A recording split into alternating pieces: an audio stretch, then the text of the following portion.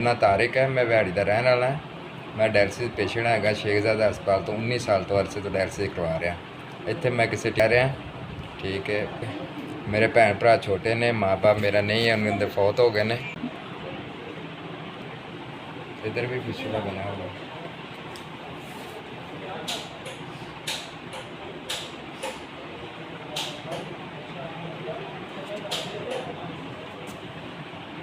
ਜਦੋਂ ਦਾ मैं जम्मिया इस बीमारी नाल लड़दा पिया, फिस्चुला बंद हो जाता तो कितने लैना पै तो कितने इस बाजू तो फिस्चुला तो कितने इस बाजू तो फिस्चुला। तो मेरा जरिया कोई नहीं कमान वाला, तो लिहाजा मेहरबानी करके हाँ जी। जो सेहत कार्ड चल रहा सी उदों डायलिसिस फ्री हो रहे थे, तो चलो उदों थोड़ा बहुत हेल्प हो जाती सी। हाँ जी, उससे पहले तो मैं अपने भैन भरावां को लैके डायलिसिस डुलसिस करवाता रहा, लेकिन हुण मेरा कोई जरिया मुआश नहीं। ਹੁਣ ਤਾਂ मैं अपना घर छड्डिया भी मैनू तकरीबन 15 साल हो गए हैं, तो लिहाजा मेरी मदद कर दो, मैं भी अपने डायलिसिस सुकून ना करवा ला, अपनी दवाई शवाई अपनी लै लिया करा।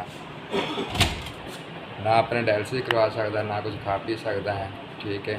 अपनी दवाई लै सकता वा। मेरा कोई कारण कमाने वाला नहीं है, मेरी सारी उम्र इस बीमारी नाल लड़दियां लंघ गई है।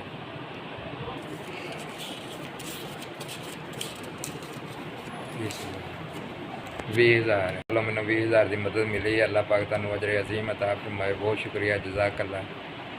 अल्लाह पाक आपको सेहत तंदरुस्ती दे, जिंदगी दे, ईमान। अल्लाह पाक तुहाडे रिज़्क च इजाफा फरमाए। तुहानू मैं चोरियां चो चो के दुआवां दिंदा, अल्लाह पाक तुहानू जिंदगी दे, अल्लाह तुहाडे जिंदगी रिज़्क च इजाफा करे।